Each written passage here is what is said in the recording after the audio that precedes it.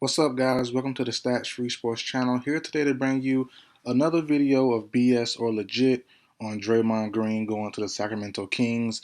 Now let's discuss it. So before we get started, guys, comment down below. Is this rumor BS? Is it legit? Can we see, or is it possible to see Draymond going to the Kings? I'll give you my answer towards the end of the video, but let's talk about it. So Draymond, as of right now, is a free agent. Turned down his player option for $27.5 million. And it's interesting. It's been a beef with him and the management. If not beef, a disagreement on does he get the max, the length of his contract, if he resigns, all that good stuff. Has been going on for the last year and a half, 2 years. So we've been knowing this is going to happen. Him entering free agency. As we all know, publicly the Warriors say that they want him back. Steph Curry said he want him back. Clay the same thing.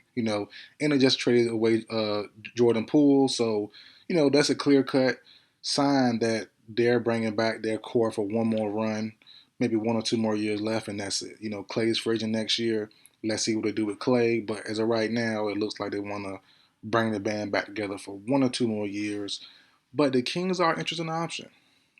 Mike Brown, their head coach, gets some familiarity there. He was the Warriors' assistant coach behind Steve Kerr for 6 seasons. Me myself personally, I did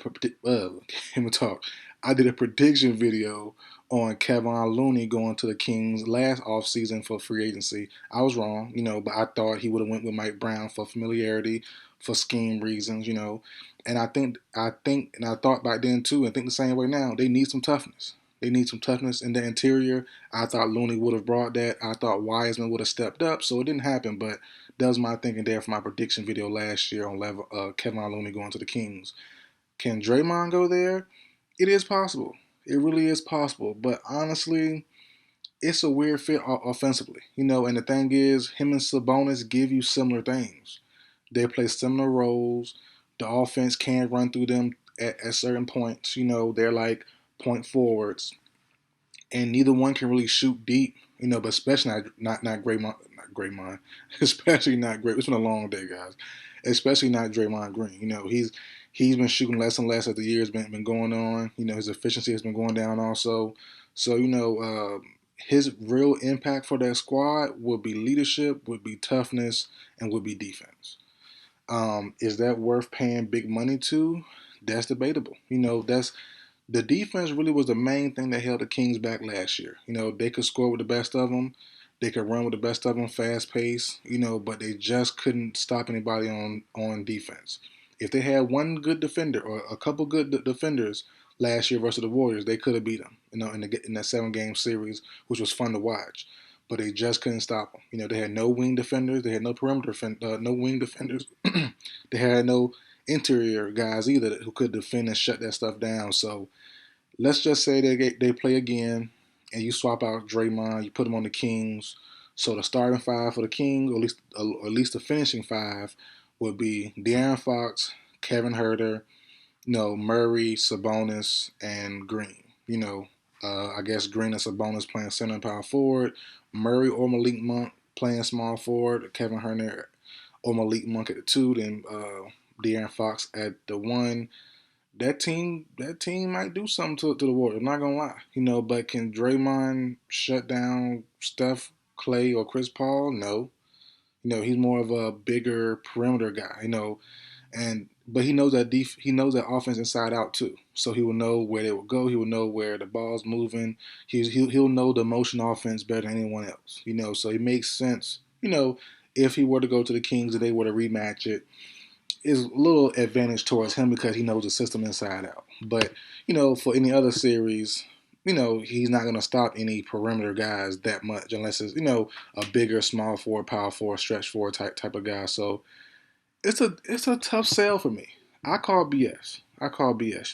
Brian Windhorst on the broadcast last night was talking about the Kings and how much cap they opened up, and he's mentioned they might try to get Draymond. He didn't say guarantee or for sure, but he mentioned it does make sense.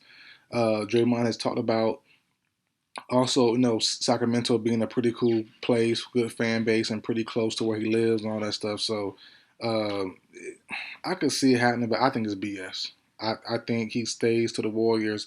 I did a video the day he shoot within an hour he turned down the player option. I did a video immediately within an hour saying he's going to go back to Golden State.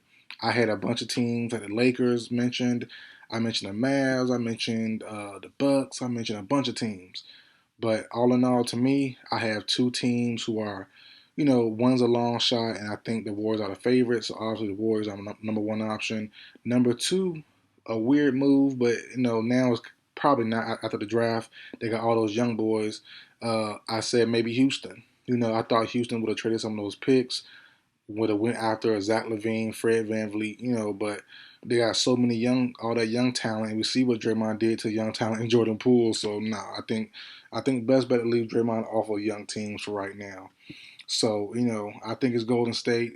I'll be surprised if he leaves. I wouldn't be shocked. I'd be surprised though. But Sacramento, I wouldn't I wouldn't hate it, but I wouldn't love it. I think Sacramento and most teams would prefer a guy like OG who plays the three, who's a perimeter, who's a shoot the three ball, who can give you 20 and also D you up. As far as Draymond goes, he'll give you 8 assists, 6 rebounds, 5 points, and some great defense.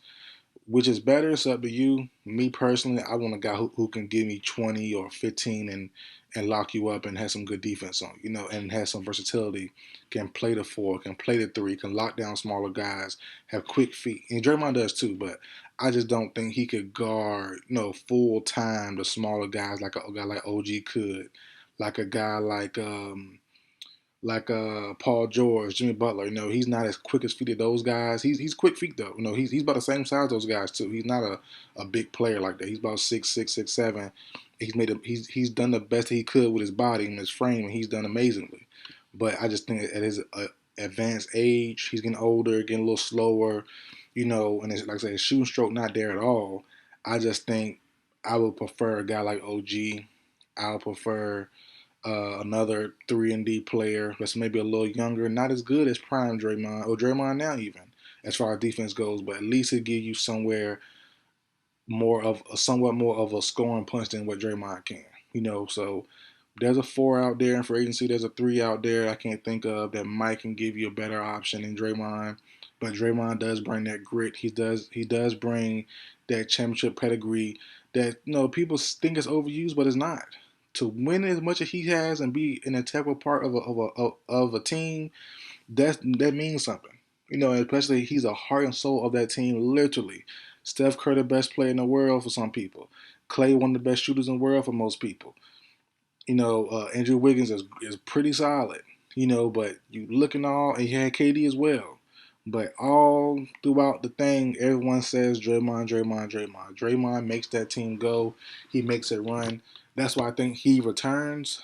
But Sacramento, they might push for him a little bit. But if Golden State comes with what they should come with, 3-year deal, max him out or close to a max, I think it's definitely a no-brainer. He returns to Golden State, even with the new management, with the new. Well, he's not new, but he's now upgraded his role. Mike Dunleavy Jr., Bob Myers is gone now, so but we'll see. We'll see how it goes. But best of luck to everybody involved: Draymond, the Kings, the Warriors. But I think he returns to the Warriors on a 3-year deal. But that's it for the video, guys. Like, share, comment, subscribe. I will see you guys next time.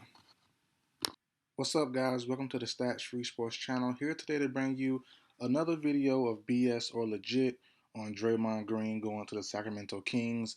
Now let's discuss it. So before we get started, guys, comment down below. Is this rumor BS? Is it legit? Can we see, or is it possible to see Draymond going to the Kings? I'll give you my answer towards the end of the video, but let's talk about it. So Draymond, as of right now, is a free agent. Turned down his player option for 27.5 million. And it's interesting. It's been a beef with him and the management. If not beef, a disagreement on does he get the max, the length of his contract, if he resigns, all that good stuff has been going on for the last year and a half, 2 years. So we've been knowing this is going to happen. Him entering free agency. As we all know, Publicly, the Warriors say that they want him back. Steph Curry said he want him back. Clay, the same thing. And they just traded away Jordan Poole. So, that's a clear cut sign that they're bringing back their core for one more run, maybe 1 or 2 more years left, and that's it. Clay's free agent next year. Let's see what they do with Clay. But as of right now, it looks like they want to bring the band back together for 1 or 2 more years. But the Kings are an interesting option. Mike Brown, their head coach, gets some familiarity there. He was the Warriors' assistant coach behind Steve Kerr for 6 seasons. Me myself personally, I did a can we talk? I did a prediction video on Kevon Looney going to the Kings last offseason for free agency. I was wrong, but I thought he would have went with Mike Brown for familiarity.